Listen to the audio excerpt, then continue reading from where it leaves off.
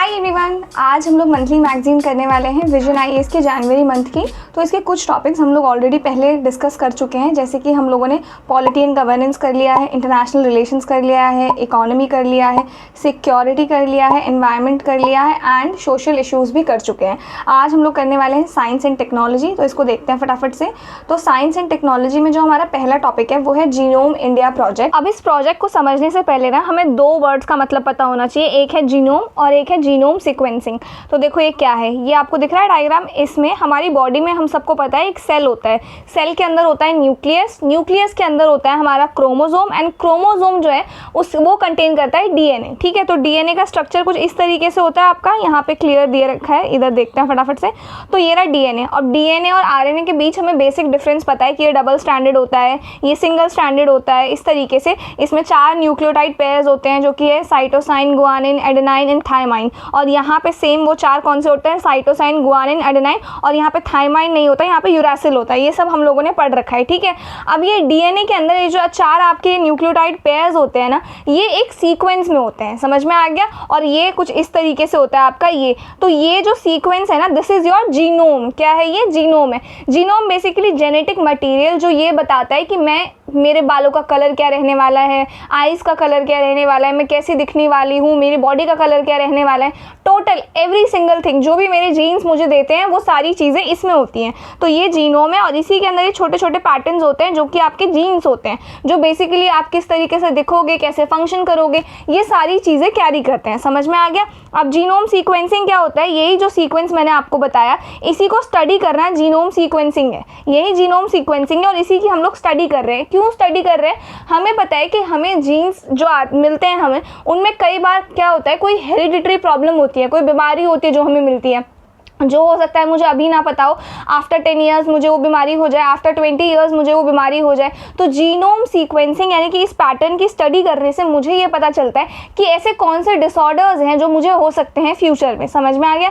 ये ऐसी कौन सी बीमारियां हैं जो कोई इंसान जब पैदा होता है ना कि वो बीमारी के साथ ही पैदा हुआ है। ठीक है, तो उसको कैसे ठीक कर सकते हैं, या फिर उसको 10 साल बाद ये बीमारी होने वाली, इस चीज़ को कैसे क्योर किया जा सकता है। तो इसीलिए जीनोम सीक्वेंसिंग इतना ज़्यादा इंपॉर्टेंट हो जाता है। तो जब हम लोग इस पैटर्न को स्टडी कर लेते हैं, पता लगा लेते हैं कि अच्छा इस बंदे को 10 साल बाद ये बीमारी होने वाली है, तो वो बीमारी होने ही नहीं देते, उससे पहले ही उसका क्योर ला सकते हैं, हम लोग वैक्सीन तैयार कर सकते हैं ताकि वो इंसान, उसको वो बीमारी ना हो। समझ में आ गया। तो इस वजह से जीनोम सीक्वेंसिंग काफ़ी इंपॉर्टेंट है। तो जीनोम पता लग गया हमें, entire set of genetic material that is your DNA and RNA. समझ में आ गया। नाउ ये सारी इंफॉर्मेशन कैरी करता है development, functioning, maintenance of that organism. सबका इंडिविजुअल डीएनए होता है और वो डीएनए ये सारी चीज़ें कैरी करता है। नाउ जीनोम सीक्वेंसिंग मैंने बता दिया, इसी को हम लोग स्टडी जो कर रहे हैं that is your genome sequencing. अब इससे प्रॉफिट क्या होता है, मतलब क्या है ऐसा फ़ायदा जो जीनोम सीक्वेंसिंग से हमें मिलता है? तो देखो, पहला तो है हेल्थ केयर एंड मेडिसिन। इसमें मेडिकल रिसर्च यानी कि कोई इंसान, किसी को अगर कोई डिसऑर्डर होने वाला है, समझ में आ गया, तो हमें क्या मतलब उस चीज़ से होगा क्या, हमें ये पता चल जाएगा कि इसको ये डिसऑर्डर होने वाला है, उसके लिए ये दवाई हम लोग तैयार कर सकते हैं। समझ में आ गया। तो ये है बेसिकली। तो जीनोम सीक्वेंसिंग से जेनेटिक डिसऑर्डर्स को आइडेंटिफाई करने में हेल्प मिलता है। और जो आम हेल्थ रिलेटेड प्रॉब्लम्स होती है, जैसे कि आपका डायबिटीज़ हो गया, बीपी हो गया, ये चीज़ें कैसे उनका मतलब कैसे मेरे जीन्स से कनेक्टेड है, ये चीज़ें कैसे इनका जेनेटिक वेरिएशन है, समझ में आ रहा है, इससे क्या कनेक्शन है, ये पता करने में हमें काफ़ी हेल्प मिलती है। मतलब हमें ये समझने में हेल्प मिलती है कि ये बीमारी क्यों हो रही है और इसको कैसे क्योर किया जा सकता है। एग्जैक्टली समझ में आ गया। ये हो गया। इसके बाद अदर एप्लीकेशंस आपका, जैसे कि facilitates precision medicine. Facilitates precision medicine का मतलब क्या हुआ? प्रिसीजन मेडिसिन का मतलब होता है हर पेशेंट के लिए उसकी जेनेटिक मेकअप के हिसाब से मेडिसिन तैयार करना कि इसको ये प्रॉब्लम है, इस बंदे को इसके लिए ये दवाई होगी, इसको ये है, इसको ये दवाई मिलेगी, इसको ये है, इसको ये दवाई मिलेगी। तो अगर मुझे उसका जीनोम सीक्वेंसिंग पता रहेगा तो मुझे एग्जैक्टली पता है उसको किस तरीके की दवाई मुझे देनी है। समझ में आ गया। अर्ली डिटेक्शन ऑफ डिजीज़ के होने से पहले हमको पता लग जाता है कि इसको फ्यूचर में ये बीमारी होने वाली है। एड्स इन कैंसर रिसर्च, और कैंसर रिसर्च में भी हमें काफ़ी हेल्प मिलती है। देन है public health and epidemic control. अब इसका मतलब ये है आपका, जैसे कि हमें पता है कि कोविड काफ़ी ज़्यादा फैलने लग गया था, ठीक है। तो अगर कोई बीमारी आउटब्रेक हो रही है, काफ़ी ज़्यादा फैल रही है, तो जीनोम सीक्वेंसिंग से हमें ये पता चलता है कि वो बीमारी जो उसका पैथोजन है, बैक्टीरिया या वायरस जो उस चीज़ को कैरी कर रहा है, उसको कैसे ट्रैक किया जा सकता है। समझ में आ गया। और इससे हम लोग पब्लिक हेल्थ को और ज़्यादा बेटर बना सकते हैं, और मतलब हमें ये पता चल सकता है कि बीमारी एग्जैक्टली शुरू कहाँ से हुई है, ठीक है, और कैसे क्योर की जा सकती है। फिर है वैक्सीन डेवलपमेंट में काफ़ी ज़्यादा हेल्प मिल सकता है। फिर है एग्रीकल्चरल साइंस। तो ये क्या करता है, जो जीनोम सीक्वेंसिंग है, इससे हम जो हमारी क्रॉप्स हैं और जो हमारे लाइफ स्टॉक्स हैं, इनके जीन्स को समझ सकते हैं। इससे हम उनकी वैरायटीज़ डेवलप कर सकते हैं जो ज़्यादा ईल्ड दें, बेहतर क्वालिटी की हो, या फिर बीमारियों से लड़ने में स्ट्रांग हो, हमारी हेल्प करे। समझ में आ गया। फिर है बायोडाइवर्सिटी कंजर्वेशन। तो बायोडाइवर्सिटी कंजर्वेशन, जीनोम सीक्वेंसिंग से हम अलग अलग स्पीशीज़ के जीन्स को स्टडी कर सकते हैं। इससे हम ये समझ सकते हैं कि वो कैसे एक दूसरे से रिलेटेड है और उनका इवोल्यूशन कैसे हुआ, ठीक है। तो ये बायोडाइवर्सिटी को कंजर्व करने के एफर्ट्स में हमें बहुत ज़्यादा हेल्प करता है। क्लियर है ये चीज़। तो ये हो गया आपका जीनोम सीक्वेंसिंग क्या है। अब एक चीज़ समझो बहुत ध्यान से, जीनोम इंडिया प्रोजेक्ट ये काफ़ी इंपॉर्टेंट है।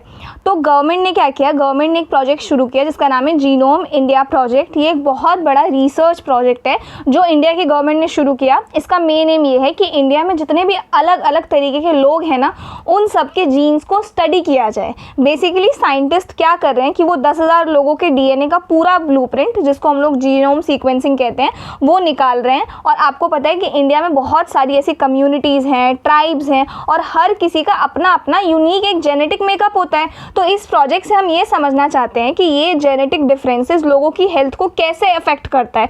कुछ बीमारियां हैं जो आपको नॉर्थ में देखने को मिलेंगी, कुछ नॉर्थ ईस्ट में देखने को मिलेंगी, कुछ साउथ में देखने को मिलेंगी।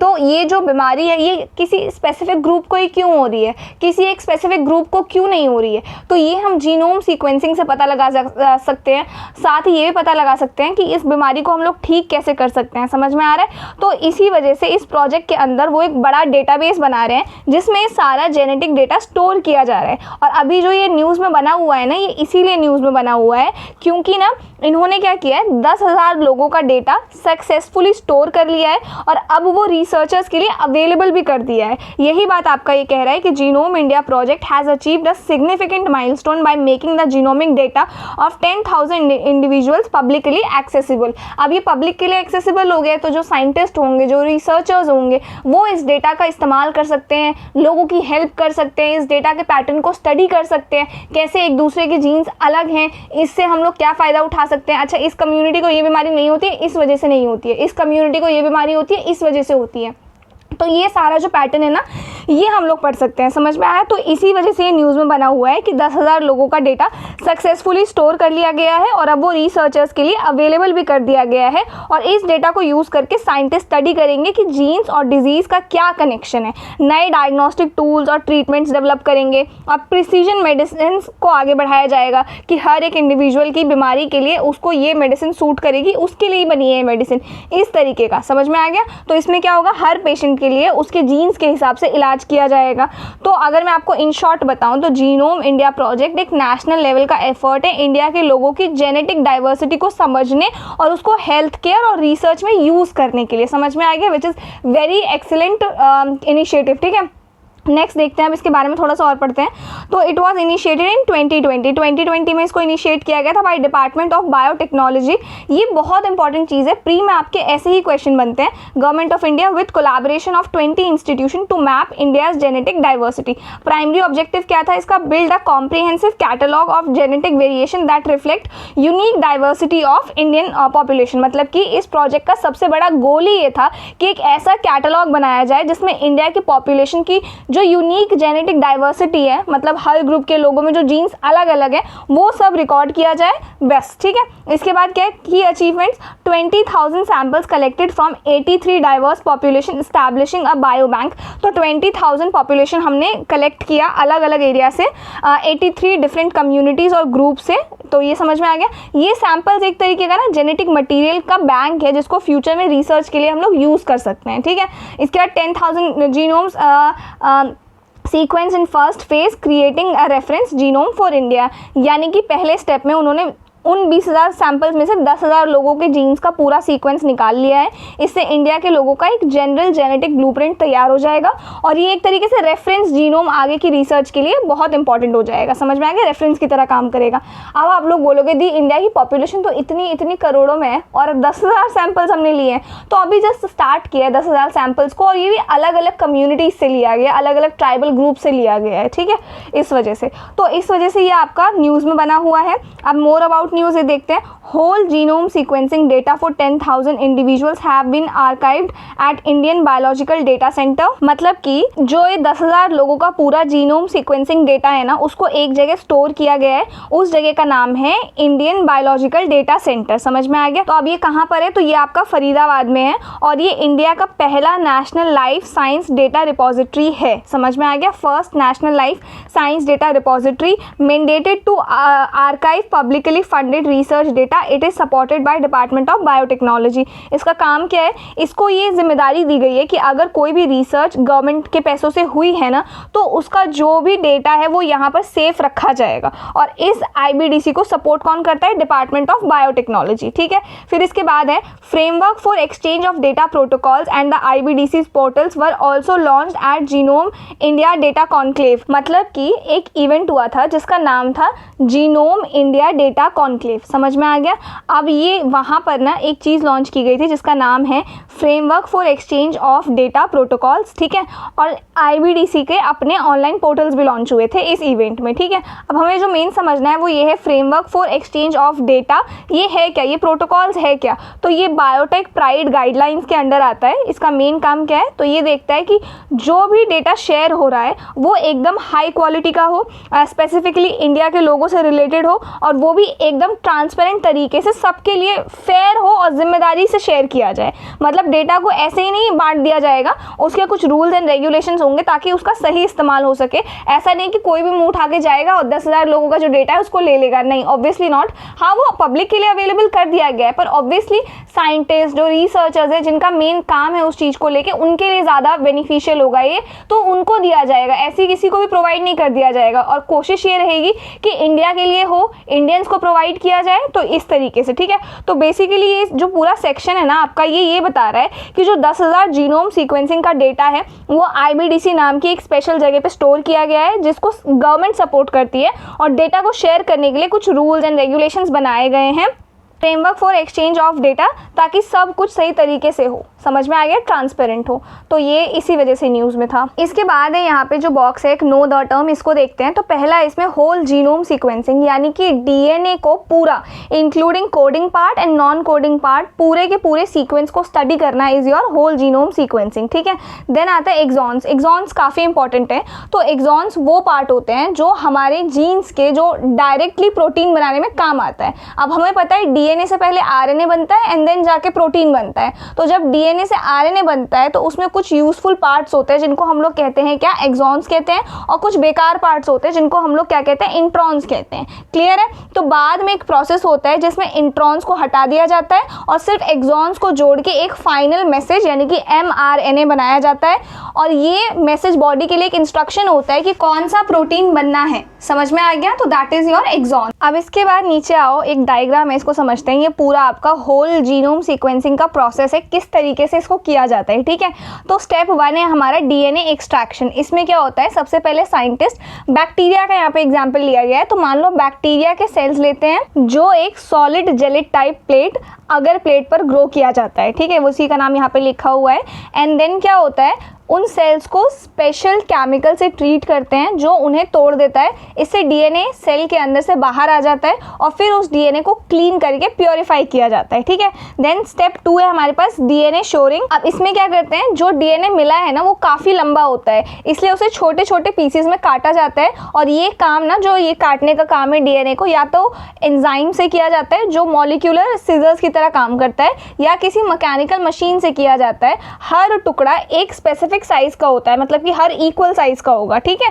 इसके बाद है मेरे पास स्टेप नंबर 3 जो कि है डीएनए लाइब्रेरी प्रिपरेशन। अब इसमें क्या होता है, इन छोटे छोटे डीएनए फ्रेगमेंट्स की बहुत सारी कॉपीज बनाई जाती है ताकि एनालिसिस के लिए मटेरियल काफ़ी हो हमारे पास। ये काम पीसीआर यानी कि ये जो आपका दिया हुआ है पॉलीमराइज चेन रिएक्शन नाम के प्रोसेस से होता है। जो रिजल्ट मिलता है एक पूल ऑफ डीएनए फ्रेगमेंट्स, उसे कहते हैं हम लोग डीएनए लाइब्रेरी। क्लियर है ये चीज़। इसके बाद है मेरे पास step number 4 DNA library sequencing. अब इसमें क्या होता है, ये डीएनए लाइब्रेरी एक स्पेशल मशीन डीएनए सीक्वेंसेस में डाली जाती है। ये मशीन हर फ्रेगमेंट के अंदर का सीक्वेंस पढ़ती है, यानी हर टुकड़े में ATGC क्या इनका क्या ऑर्डर है किस तरीके का, ये डिसाइड करती है। हर रीड को डीएनए रीड कहते हैं। समझ में आ गया। तो ये हो गया। फिर स्टेप 5 क्या है हमारे पास, डीएनए सीक्वेंस एनालिसिस। अब इसमें क्या होता है, अब मिलियंस ऑफ डीएनए रीड्स मिल चुके होते हैं। इनको एक कंप्यूटर प्रोग्राम की मदद से एक पजल की तरह जोड़ा जाता है। जैसे छोटी पीसेस को मिला के एक बड़ी इमेज बनाई जाती है। जब सब रीड सही ऑर्डर में लग जाते हैं तब हमें पूरा जीनोम मिलता है,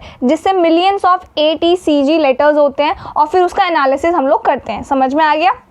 तो यही बात है यहाँ पे कह रहा है। अब अगर मैं आपको पूरा समरी में बताऊँ ना, तो बैक्टीरिया के डीएनए को एक्सट्रैक्ट करके उसके छोटे छोटे टुकड़े बनाए जाते हैं, उनकी कॉपीज़ बनाई जाती है। फिर एक स्पेशल मशीन उन टुकड़ों को पढ़ती है। कंप्यूटर सॉफ्टवेयर उन सभी रीडिंग्स को जोड़कर एक फाइनल डीएनए सीक्वेंस बनाता है, जिससे साइंटिस्ट समझ पाते हैं कि वो बैक्टीरिया का जेनेटिक ऑर्डर एग्जैक्टली है क्या। इसी को हम लोग क्या कहते हैं, जीनोम सीक्वेंसिंग कहते हैं। आई होप दिस इज क्लियर।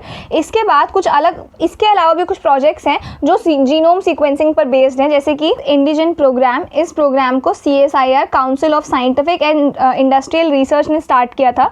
इसका गोल ये था कि इंडिया के अलग अलग एथनिक ग्रुप्स जैसे कि ट्राइब्स हो गए, रीजन्स हो गए, कल्चर्स हो गए, उन लोगों का जीनोम सीक्वेंस किया जाए। इससे हमें पता चलेगा कि इंडियंस की जेनेटिक डाइवर्सिटी क्या है और कौन से जीन्स हेल्थ या डिजीज या मेडिसिन रिस्पॉन्स में काम करते हैं। समझ में आ गया। तो ये है। इसके बाद है हमारे पास 1 Day 1 genome initiative by DBT। तो इस इनिशिएटिव को डिपार्टमेंट ऑफ बायोटेक्नोलॉजी ने स्टार्ट किया था।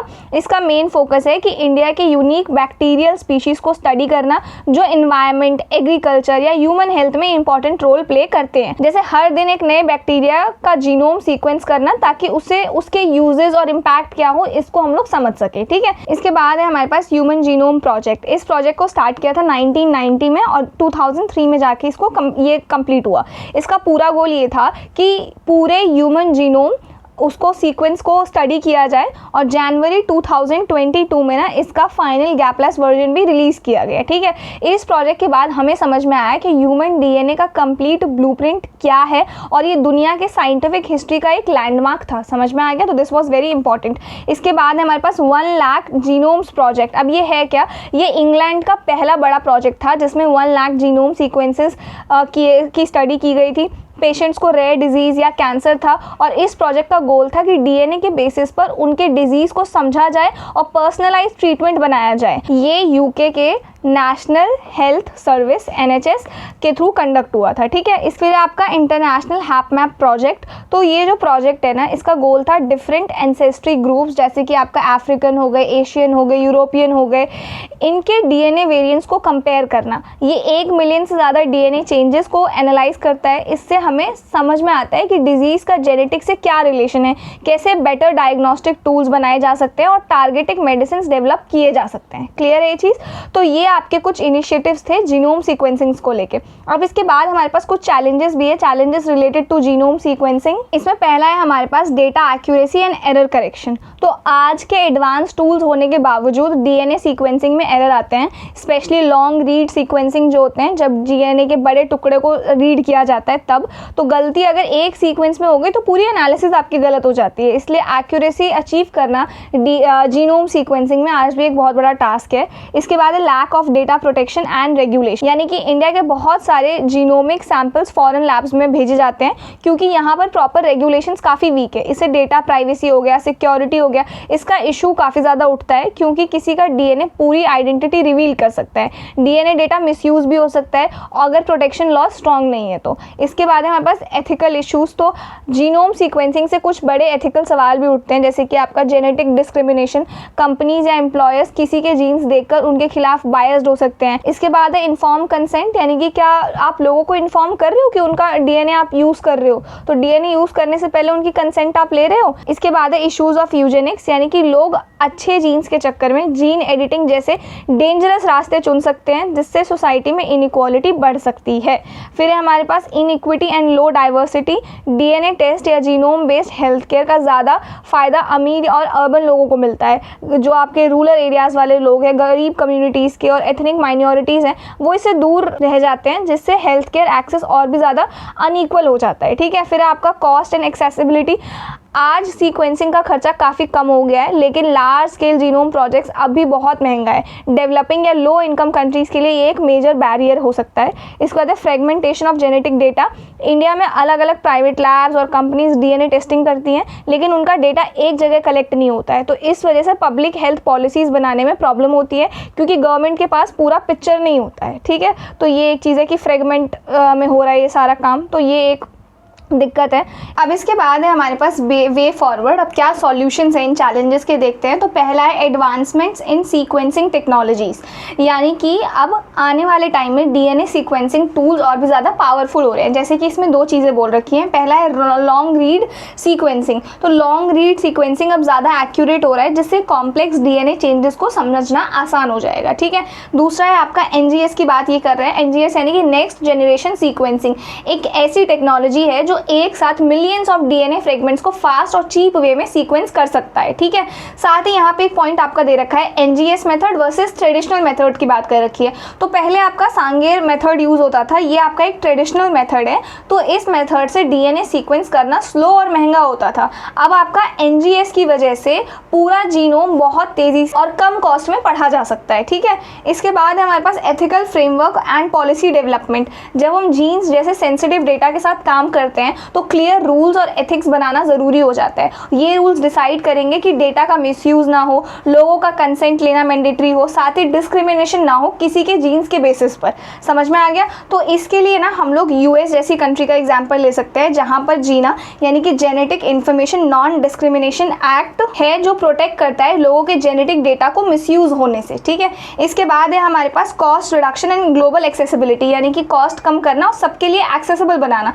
अगर हमें जीनोम सीक्वेंसिंग का बेनिफिट सब तक पहुंचाना है, तो कॉस्ट और ज़्यादा कम करना होगा, वर्क फ्लो सिंपल बनाने होंगे, ताकि छोटी छोटी लैब्स या रूरल एरियाज़ में भी आपके लैब्स क्रिएट किए जा सके। जितना ईजी और सस्ता जीनोम सीक्वेंसिंग होगा, उतना ही ज़्यादा लोग इसके फ़ायदे ले पाएंगे, चाहे वो हेल्थ चेक के लिए हो, या फिर रेयर डिजीज़ डिटेक्शन के लिए हो, या पर्सनलाइज मेडिसिन हमें बनानी हो उस चीज़ के लिए हो। समझ में आ गया? तो जीनोम सीक्वेंसिंग का फ्यूचर ब्राइट है, लेकिन अगर हमें टेक्नोलॉजीज़ और अगर हम इम्प्रूव कर लें, रूल्स को और स्ट्रॉन्ग बना ले, कॉस्ट को कम कर दे, तो पूरी दुनिया इस टूल का फ़ायदा उठा पाएगी बिना किसी बायसनेस या इनइक्वालिटी के बेसिस पर। समझ में आ गया? तो ये था आपका। इसके बाद नेक्स्ट टॉपिक है हमारे पास जेनेटिकली मॉडिफाइड क्रॉप। तो ये आपके ना ऐसे प्लांट्स या ऐसे क्रॉप्स होते हैं जिनके जीन्स को साइंस के ज़रिए बदला गया हो, उन्हें जेनेटिकली मॉडिफाइड किया गया हो। तो अब होता क्या है, देखो, हर एक प्लांट का कुछ इस तरीके का डीएनए स्ट्रक्चर होता है। नहीं, रुक जाओ, गलत हो गया, इस तरीके से कुछ। ठीक है, तो अब हम लोग क्या करते हैं, हमने देखा कि ये जो प्लांट है ना, इसमें बहुत कीड़े लग जाते हैं। ठीक है, अब मुझे कुछ ऐसा चाहिए था जिससे मुझे उन क्रॉप्स के ऊपर ना कम पेस्टिसाइड छिड़कना पड़े और इस पर कीड़े कम लगे।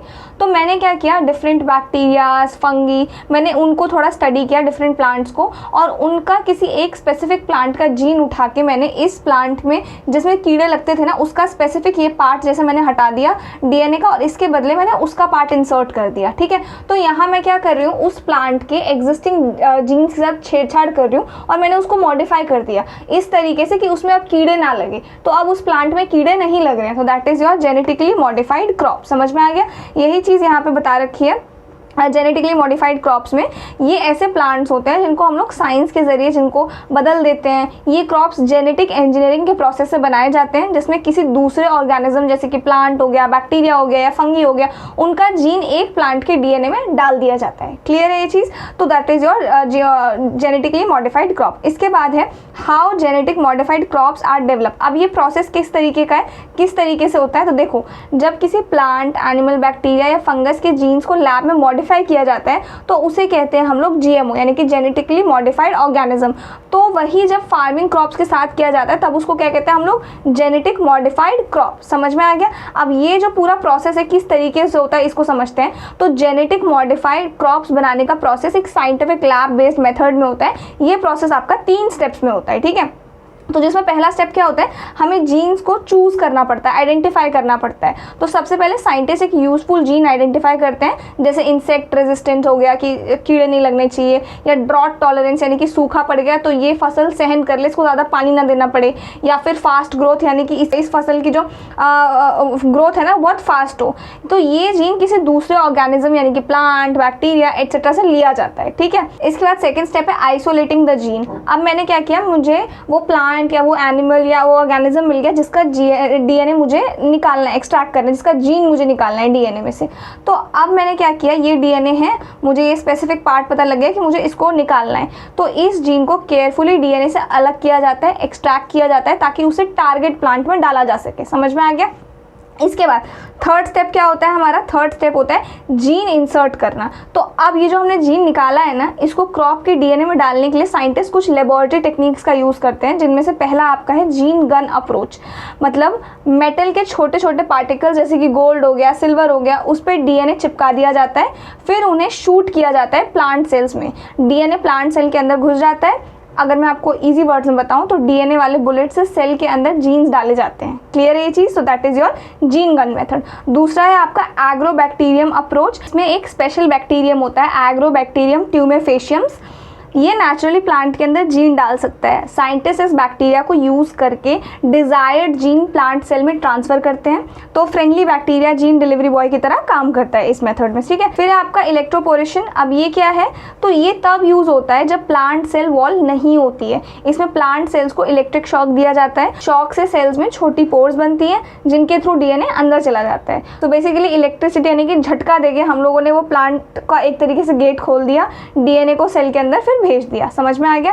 फिर है आपका माइक्रो इंजेक्शन। तो इसमें एक बहुत पतली नीडल से फॉरेन डीएनए सीधा प्लांट सेल के न्यूक्लियस में इंजेक्ट किया जाता है, बिल्कुल जैसे इंजेक्शन लगाते हैं एकदम वैसे ही। तो डीएनए का इंजेक्शन डायरेक्टली न्यूक्लियस में हो जाता है। क्लियर है ये चीज़। तो ये कुछ मेथड्स हैं जीएम क्रॉप्स बनाने के लिए। साइंटिस्ट पहले एक स्पेशल जीन ढूंढते हैं, फिर उस जीन को प्लांट के डीएनए में डालने के लिए लैब मेथड्स को यूज़ करते हैं, जैसे कि आपका जीन गन हो गया, एग्रोबैक्टीरियम हो गया, इलेक्ट्रोपोरेशन हो गया, आपका माइक्रो इंजेक्शन हो गया, इनमें से। तो इस प्रोसेस के बाद प्लांट जेनेटिकली मॉडिफाइड बन जाता है, जिसमें नए ट्रेट्स हमें देखने को मिल जाते हैं। समझ में आ गया। तो ये चीज़ था आपका जेनेटिकली मॉडिफाइड क्रॉप्स एग्जैक्टली कैसे डेवलप होते हैं। जेनेटिकली मॉडिफाइड क्रॉप्स क्या होते हैं ये बता दिया मैंने आपको। अब ये न्यूज़ में क्यों बने हुए हैं, तो ministry of environment, forest and climate change ने 2024 में एक ड्राफ्ट रूल चेंज प्रपोज किया है और इसका नाम है manufacture, use, import, export and storage of hazardous micro organism, genetically engineered organism और सेल अमेंडमेंट रूल्स 2024। ये रूल्स आपका जेनेटिकली मॉडिफाइड ऑर्गेनिजम्स के यूज और अप्रूवल के प्रोसेस को ज़्यादा ट्रांसपेरेंट और अकाउंटेबल बनाने के लिए बनाया जा रहा है। क्लियर है ये चीज़। देखो तो पहले कुछ रूल्स थे आपके 1989 के, जिनमें लिखा था कि जेनेटिकली मॉडिफाइड ऑर्गेनिज्म जैसे जीएम क्रॉप्स या बैक्टीरिया का यूज़ बनाने, इंपोर्ट, एक्सपोर्ट और स्टोरेज कैसे होगा, ठीक है। अब हम लोग नए अमेंडमेंट्स क्यों लेके आ रहे हैं, ठीक है। तो सुप्रीम कोर्ट ने आपका इस केस में कहा था कि जेनेटिकली मॉडिफाइड ऑर्गेनिजम्स जो है ना, इनको लेके जो भी हम डिसीजन ले रहे हैं वो प्रोसेस थोड़ा ट्रांसपेरेंट और अकाउंटेबिलिटी होनी चाहिए उस प्रोसेस में। समझ में आ गया। तो ये जो आपका है जेनेटिक इंजीनियरिंग अप्रेजल कमेटी, जो इंडिया में जेनेटिकल मॉडिफाइड ऑर्गेनिजम्स अप्रूव करती है, उसके डिसीजन ट्रांसपेरेंट बनाने की बात हो रही है यहाँ पे, ठीक है। तो जितने भी जेनेटिकल मॉडिफाइड क्रॉप्स या जेनेटिकल मॉडिफाइड ऑर्गेनिजम्स का अप्रूवल प्रोसेस होगा, उसमें ज़्यादा ओपननेस और अकाउंटेबिलिटी लाई जाएगी, पब्लिक को भी इंफॉर्मेशन मिल सके और किसी बेस पर डिसीजन लिया गया है वो क्लियर हो। समझ में आ गया। तो ये बात बेसिकली ये आपका कह रहा है। 2024 का जो ड्राफ्ट रूल है जेनेटिकल मॉडिफाइड क्रॉप्स और जेनेटिकल मॉडिफाइड ऑर्गेनिजम्स के अप्रूवल प्रोसेस को ज़्यादा ट्रांसपेरेंट बनाने के लिए आया है, ठीक है। तो ये स्टेप सुप्रीम कोर्ट के डायरेक्शन के बाद लिया गया है, जिसमें कहा गया है कि जेनेटिक इंजीनियरिंग अप्रेजल कमेटी जैसे बॉडीज़ को ओपन और अकाउंटेबल होना चाहिए जब वो जेनेटिकली मॉडिफाइड ऑर्गेनिजम्स अप्रूव करते हैं। समझ में आ गया? तो बेसिकली ये बात कर रहा है कि ट्रांसपेरेंट और अकाउंटेबल बनाओ इस बॉडी को, ठीक है, जिससे हमें पता चल सके एग्जैक्टली ये बॉडी काम क्या कर रही है, आम जनता को भी पता चल सके, ठीक है। तो ये है, अब ये की कुछ हाईलाइट से देखते हैं। तो ये जो नए रूल्स है ना, ये बॉडी है genetic engineering appraisal committee GEAC, इनके काम करने के तरीके को ट्रांसपेरेंट और फेयर बनाने के लिए लाया गया है, ठीक है। जिसमें पहला क्या है आपका disclosure of conflict of interest. अगर GEAC के किसी एक्सपर्ट मेंबर का पर्सनल या फाइनेंशियल इंटरेस्ट किसी प्रोजेक्ट या किसी केस से जुड़ा हो तो उन्हें खुद बताना होगा, डिस्क्लोज करना होगा। मतलब कि अगर किसी एक्सपर्ट का काम या पैसा उस डिसीजन से जुड़ा है तो उसे ओपनली ये चीज़ बतानी पड़ेगी। क्लियर है ये चीज़? इसके बाद है रिक्यूजल फ्रॉम मीटिंग। मतलब अगर किसी मेंबर का कॉन्फ्लिक्ट ऑफ इंटरेस्ट है तो वो उस मीटिंग में नहीं बैठ सकता जब तक कमेटी उन्हें स्पेशली ना बुलाए। समझ में आ गया? तो मतलब कि जिस मुद्दे पर पर्सनल फायदा हो सकता है उस पर डिसीजन लेने वाली मीटिंग में मत बैठो आप। समझ में आ गया? जिसमें आपका कॉन्फ्लिक्ट ऑफ इंटरेस्ट है। इसके बाद है डिक्लेरेशन ऑफ प्रोफेशनल अफिलिएशन। मतलब कि GEAC के सभी मेंबर्स को एक फॉर्म भरना पड़ेगा जिसमें उनकी पिछले 10 सालों की जॉब, ऑर्गेनाइजेशन या एफिलिएशन का डिटेल करना होगा, ठीक है। कमेटी ज्वाइन करने से पहले 10 साल तक आपने कहाँ काम किया है, किससे जुड़े रहे हैं, सब डिक्लेयर करना पड़ेगा आपको, ठीक है। तो ये जो नए रूल्स हैं ना, ये कहते हैं कि GEAC मेंबर्स को ज़्यादा रिस्पॉन्सिबल और ट्रांसपेरेंट बनना होगा। उन्हें अपना पर्सनल इंटरेस्ट बताना होगा, जहाँ ज़रूरत है वहाँ मीटिंग से अलग रहना होगा और पिछले 10 साल का करियर बैकग्राउंड डिक्लेयर करना होगा ताकि डिसीजन फेयर और अनबायस्ड हो सके। क्लियर है ये चीज़? तो ये ताकि उनका अपना प्रॉफिट ना जुड़ा हो इस चीज़ से बेसिकली। तो हमने क्या क्या कर लिया, ये देख लिया, ये देख लिया, फिर ये देख लिया एंड ये देख लिया। अब देखते हैं benefits of genetically modified crops. अब हम लोग जो इतना मॉडिफिकेशन कर रहे हैं एग्जिस्टिंग प्लांट्स के जीन्स में या एनिमल्स के जीन्स में, तो अब इसका प्रॉफिट क्या है, मतलब हमें क्या बेनिफिट मिलेगा ऐसा करके वो देखते हैं। पहला है agricultural productivity, higher yields, droughts and salinity resistance etcetera.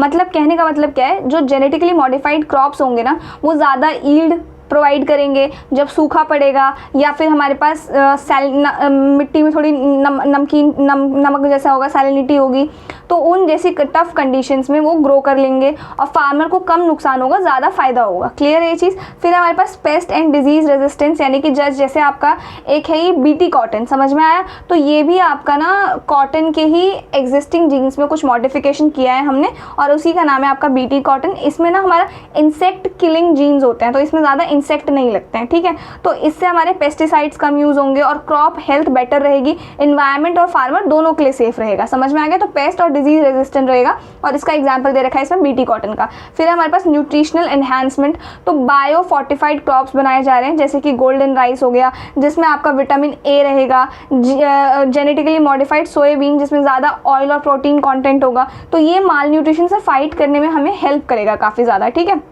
फिर हमारे पास एनवायरमेंटल बेनिफिट, तो कम पेस्टिसाइड फर्टिलाइजर का यूज़, मतलब कम पॉल्यूशन, ठीक है। तो क्लाइमेट चेंज के इफेक्ट्स को बेटर हैंडल कर पाएंगे हम लोग, सॉइल को भी बेहतर तरीके से कंजर्व कर पाएंगे हम लोग। फिर अदर बेनिफिट्स में जैसे food security, reduction in post harvest losses etcetera.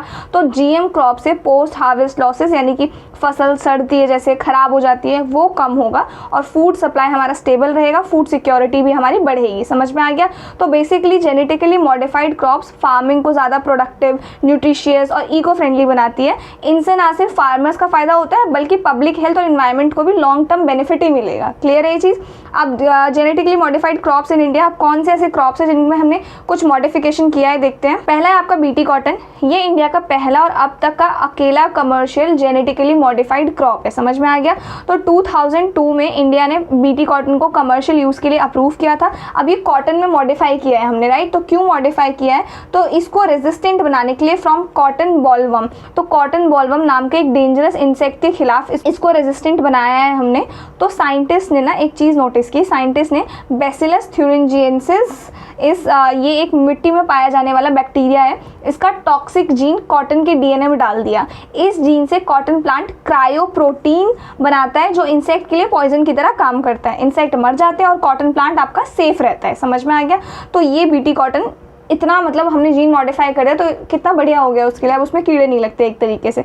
दूसरा है हमारे पास BT ब्रिंजल, तो इसको पहले अप्रूव मिल गया था पर बाद में इसको रोक दिया गया। तो हुआ क्या, 2009 में GEAC ने ये इस ब्रिंजल को अप्रूव कर दिया, BT ब्रिंजल को, पर बाद में पब्लिक कंसर्न और सेफ्टी डिबेट्स के बाद गवर्नमेंट ने इसको मोराटोरियम यानी कि रोक लगा दी इसके ऊपर। अब BT ब्रिंजल में भी आपका क्राई 1C जीन होता है, सेम बैक्टीरियम जैसा ही, जो इंसेक्ट से प्रोटेक्शन देता है। अभी तक कमर्शियली यूज़ इसका अलाउड नहीं है, लेकिन अब गवर्नमेंट ने 2 नए BT brinjal varieties Janak and BSS 793 के रिसर्च फील्ड ट्रायल्स को 8 स्टेट्स में अलाउ कर दिया है। ठीक है, इसके बाद है हमारे पास GM mustard crop DMH11, latest and देसी GM क्रॉप है ये आपका। तो दिल्ली यूनिवर्सिटी के centre for genetic manipulation of crop plants ने इसको डेवलप किया है। इसका नाम है DMH11 धारा मस्टर्ड हाइब्रिड 11। समझ में आ गया।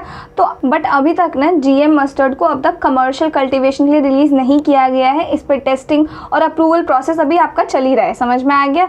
इसके बाद है अब ये जो चीज़ें आपका कैसे बना, ठीक है, तो ये बना क्रॉस पॉलिनेशन टेक्निक से between 2 mustard varieties Varuna and east European early Heera 2। इन दोनों की क्या कहते हैं पॉलिनेशन, क्रॉस पॉलिनेशन टेक्निक से इसको बनाया गया है। तो ये GM मस्टर्ड जो है आपका एक क्रॉस हाइब्रिड है, 2 अलग मस्टर्ड की वेराइटी से बना हुआ है। एक है आपका वरुणा जो कि इंडिया की वेराइटी है, और दूसरा है आपका अर्ली हीरा 2 जो आपका ईस्ट यूरोपियन वेराइटी है। ठीक है, पर प्रॉब्लम ये है कि मस्टर्ड एक सेल्फ पॉलिनेटिंग प्लांट होता है, मतलब अपने ही पोलन से खुद फर्टिलाइज हो जाता है, दूसरे प्लांट के साथ इजीली क्रॉस नहीं करता है। इस वजह से नॉर्मल क्रॉस पॉलिनेशन टेक्निक से हाइब्रिड बनाना थोड़ा सा आपका मुश्किल होता है। क्लियर है ये चीज़।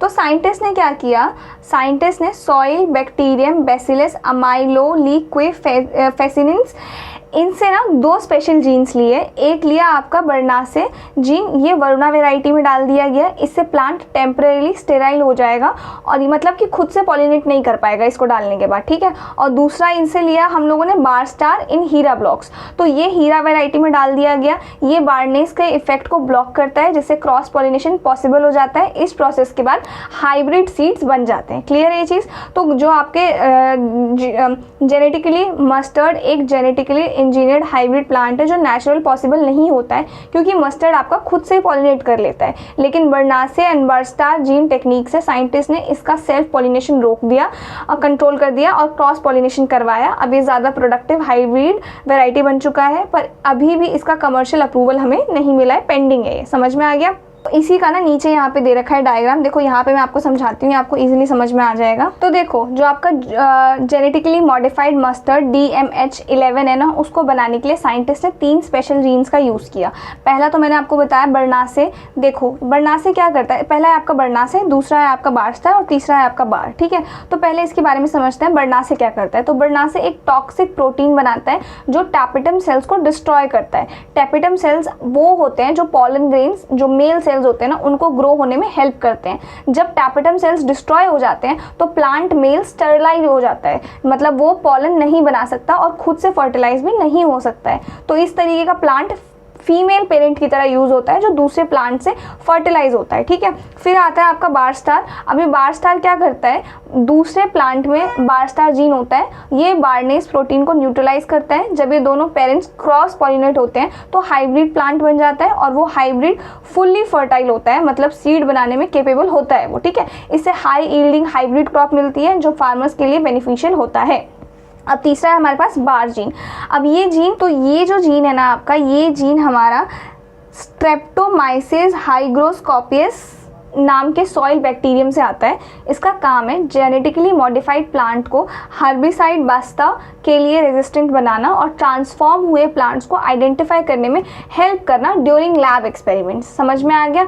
तो अगर मैं आपको सिंपली बताऊं तो आप ऐसे समझो कि बारनेस एक लॉक जैसा है जो प्लांट को स्टेराइल बना देता है, और बारस्टार एक की है जो लॉक खोलता है ताकि सीड्स बन सके, और बार एक शील्ड है जो प्लांट को वीड किलिंग केमिकल से बचाता है। ठीक है, तो बारनेस बारस्टार बार सिस्टम एक स्मार्ट जेनेटिक ट्रिक है जिससे साइंटिस्ट ने मस्टर्ड प्लांट में कंट्रोल्ड क्रॉस पॉलिनेशन पॉसिबल बनाया। इस सिस्टम की वजह से हाइब्रिड सीड्स बन पाते हैं जो ज़्यादा यील्ड, बेहतर ग्रोथ और पेस्ट रेजिस्टेंस प्रोवाइड करते हैं। ये जेनेटिकली मॉडिफाइड मस्टर्ड का कोर मैकेनिज्म है। आई होप ये क्लियर हो, इजी था, और यही एक डायग्राम है जिसके थ्रू इसको बता रखा है।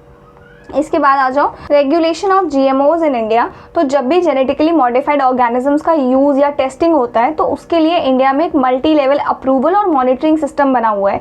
ये इंश्योर करता है सेफ्टी, ट्रांसपेरेंसी और साइंटिफिक गाइडलाइंस प्रॉपरली फॉलो हो रहे हैं कि नहीं हो रहे हैं। तो यही बता रहा है यहाँ पे, रेगुलेशन से रिलेटेड बात कर रहा है, जिसमें पहला है आपका regulatory and approval.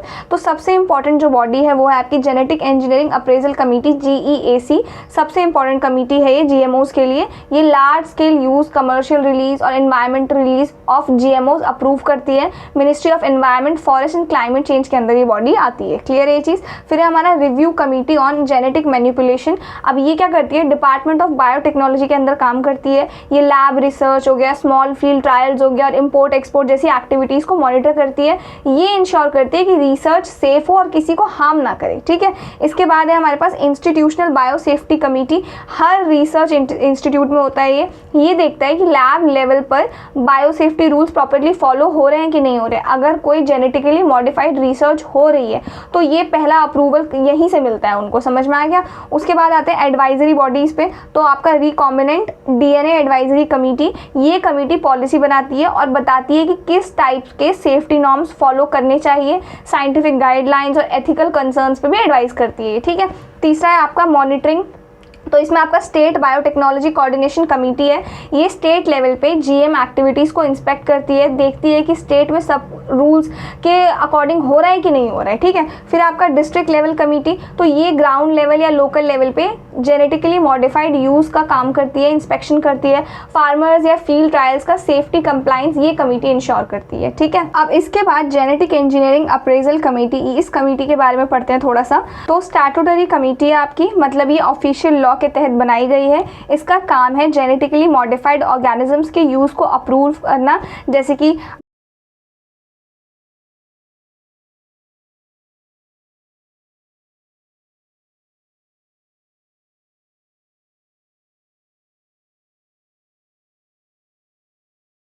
Environment protection act 1986। This is very important.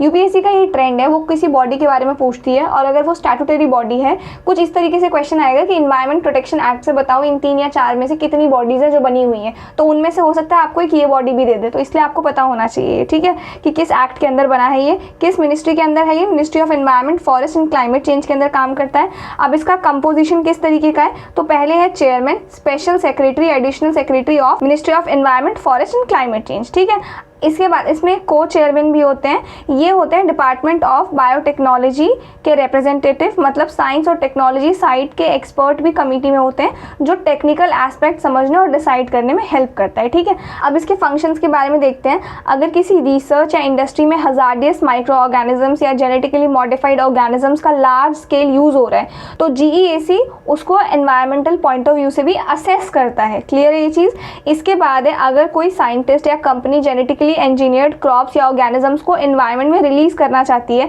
जैसे फील्ड ट्रायल करना चाहे या कुछ भी, तो उसकी अप्रूवल GEAC से लेनी पड़ती है। GEAC देखती है रिलीज से किसी को नुकसान तो नहीं होगा या नेचर पे कोई बुरा इफेक्ट तो नहीं होगा इस चीज़ का। ठीक है। और तीसरा है आपका, अगर कोई पर्सन या कंपनी रूल्स को वॉयलेट करे तो GEAC एनवायरमेंट प्रोटेक्शन एक्ट के अंदर एक्शन ले सकती है, जैसे फाइन लगा सकती है या उस एक्टिविटी को ही बंद कर सकती है, कुछ इस तरीके का काम। ठीक है। तो GEAC सिर्फ परमिशन नहीं देती बल्कि एनवायरमेंटल सेफ्टी को मॉनिटर करती है और अगर ज़रूरत हो तो एक्शंस भी ले सकती है अगेंस्ट रूल ब्रेकर्स। क्लियर है ये चीज़। इसके बाद है कंसर्न्स ऑफ GM क्रॉप। तो पहला कंसर्न तो है आपका इकोलॉजिकल कंसर्न। तो GM क्रॉप्स जब एनवायरनमेंट में आते हैं तो नेचुरल प्लांट्स के जीन से मिक्स हो सकते हैं, जिसे बोलते हैं हम लोग जेनेटिक कंटामिनेशन। ठीक है। जैसे आपका इसमें बता रखा है, बीटी कॉर्न के केस में देखा गया था कि मोनार्क बटरफ्लाइज जो वाइल्ड मिल्क वीड पे फीड करती हैं, उनका सर्वाइवल इम्पैक्ट हुआ था। ज़्यादा पेस्टिसाइड यूज़ होने लगा, जैसे ग्लाइफोसेट, और कुछ पेस्ट जैसे कि आपका पिंक बॉलवर्म और वाइट फ्लाई ने रेजिस्टेंस डेवलप कर लिया था। इसका मतलब है कि अब और ज़्यादा केमिकल यूज़ करना पड़ता है। ठीक है। तो ये दिक्कत हमें देखने को मिली थी। उसके बाद है बायोडाइवर्सिटी लॉस। GM क्रॉप्स की वजह से कुछ टॉक्सिक प्रोटीन सॉइल में लीक हो जाते हैं जो हेल्पफुल बैक्टीरिया और माइक्रोब्स को नुकसान पहुंचा सकते हैं। इसका इफेक्ट छोटी छोटी जो प्रॉफिटेबल हमारी स्पीशीज होती है फ्लोरा और फोना की, उन पर भी पड़ सकता है, जो ओवरऑल एनवायरनमेंट को वीक बना सकता है। ठीक है। तीसरा है हमारे पास इकोनॉमिक इश्यूज। बहुत बार कंपनीज क्लेम करती हैं कि GM क्रॉप से ईल्ड ज़्यादा होगा, पर इंडिया में बीटी कॉटन के साथ ऐसा नहीं हुआ। ईल्ड्स एक लेवल के बाद स्टेगनेंट हो गई, बढ़ी नहीं हमारी। ठीक है। इसके बाद कह रहा है आपका GM crops mostly private multinational companies के कंट्रोल में होता है, जिनके पास इंटेलेक्चुअल प्रॉपर्टी राइट्स होते हैं। इससे फार्मर्स इन्हीं कंपनी पे डिपेंडेंट हो जाते हैं, जो फूड सिक्योरिटी के लिए हमारा डेंजरस भी हो सकता है। क्लियर है। फिर बात कर रहा है एथिकल इश्यूज की। GM क्रॉप्स के इकोसिस्टम पे अनप्रिडिक्टेबल इफेक्ट्स हो सकते हैं, जैसे किसी प्रजाति का एक्सटिंक्ट हो जाना या बैलेंस का बिगड़ना, जिससे मॉरली क्वेश्चनेबल माना जाता है। समझ में आ गया? तो ये है। देन है हमारे पास एलर्जेनिसिटी। अब ये क्या है, जब एक नए जीन को किसी प्लांट में डाला जाता है तो पॉसिबिलिटी होती है कि वो जीन कुछ लोगों को एलर्जी कर दे। समझ में आएगा? कुछ लोगों में एलर्जी ट्रिगर कर दे। तो यही था बेसिकली आपका जीएम क्रॉप्स कुछ बेनिफिट्स लाता है, रिस्क को समझना ज़रूरी है ताकि उनका रिस्पॉन्सिबल यूज़ हो सके। क्लियर है ये चीज़? इसके बाद है हमारे पास वे फॉरवर्ड। अब कुछ वे फॉरवर्ड से कुछ सॉल्यूशंस हैं जो हमें पार्लियामेंट्री स्टैंडिंग कमेटी की report GM crops and its impact on environment ने बताया है। क्या है ये? तो पहला है आपका रेगुलेटरी रिफॉर्म्स। तो जीईएसी को और ट्रांसपेरेंट और अकाउंटेबल बनाना चाहिए। डिस्ट्रिक्ट लेवल पर कमिटीज़ में मेंबर्स ऑफ पार्लियामेंट को भी शामिल करना चाहिए। अप्रूवल के लिए सिर्फ एप्लीकेंट जैसे कि कंपनीज, उनके डेटा पे डिपेंड नहीं करना चाहिए। इंडिपेंडेंट साइंटिफिक स्टडीज मैंडेटरी बनाई जानी चाहिए। ठीक है, तो पहला तो आपका ये कह रहा है। दूसरा कह रहा है साइंटिफिक इवैल्यूएशन। जीएम क्रॉप्स के लिए कंट्रोल्ड फील्ड ट्रायल्स किए जाएं, यानी साइंटिफिकली टेस्ट करो कि सच में ये यील्ड बढ़ाएगा भी या नहीं बढ़ाएगा। जैसे बीटी कॉटन का यील्ड इंडिया में स्टैग्नेंट हो गया है, ऐसे एग्जांपल्स को स्टडी करना ज़रूरी है। जीएम क्रॉप्स के पेस्टिसाइड यूज़, मिट्टी, पानी और बायोडाइवर्सिटी पे क्या इफेक्ट पड़ेगा उसका साइंटिफिक एनालिसिस भी होना चाहिए।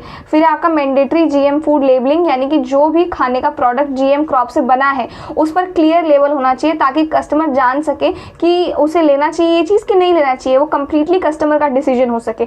जैसे this product contain GM ingredients लिखना मैंडेटरी हो। समझ में आ गया? तो ये चीज़ है। फिर है animal health impact studies. GM crops का एनिमल्स पे, उनकी हेल्थ पर क्या इफेक्ट हो रहा है, तो इस पर आपका लॉन्ग टर्म फीडिंग ट्रायल्स होना चाहिए जो डिपार्टमेंट ऑफ एनिमल हस्बेंड्री को करना चाहिए। ठीक है। देन है हमारे पास फॉर्मुलेटिंग अ नेशनल पॉलिसी, यानी कि जीएम क्रॉप्स के रिसर्च, खेती, ट्रेड और बिजनेस के लिए एक क्लियर यूनिफाइड नेशनल पॉलिसी बनाई जाए ताकि हर जगह अलग अलग कंफ्यूजन क्रिएट ना हो। समझ में आ गया? क्लियर अंडरस्टैंडिंग रहे।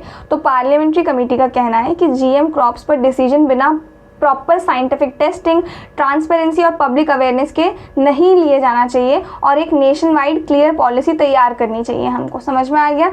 तो this is your way forward. I hope this is clear. इसके बाद है हमारे पास next topic third launch pad. तो ध्यान से सुनो। तो इसरो का जो मेन लॉन्च सेंटर है ना, सतीश धवन स्पेस सेंटर, ये श्रीहरिकोटा आंध्र प्रदेश में लोकेटेड है।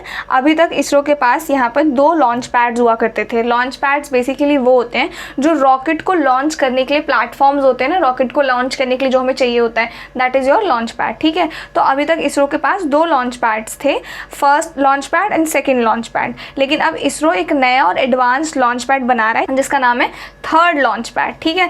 अब थर्ड लॉन्च पैड की क्या खास बात है, तो ये फ्यूचर रेडी है, यानी ये नए जनरेशन के हेवियर और रीयूजेबल रॉकेट्स जैसे गगनयान हो गया और एसएसएलवी हो गया, उसके लिए डिज़ाइन किया गया है। ये मैन्ड स्पेस मिशन के लिए भी तैयार रहेगा, जैसे गगनयान जिसमें ह्यूमंस को स्पेस में ले जाया जाएगा, उसमें ऑटोमेटेड सिस्टम्स होंगे ताकि रॉकेट लॉन्च ज़्यादा सेफ और एफिशिएंट हो।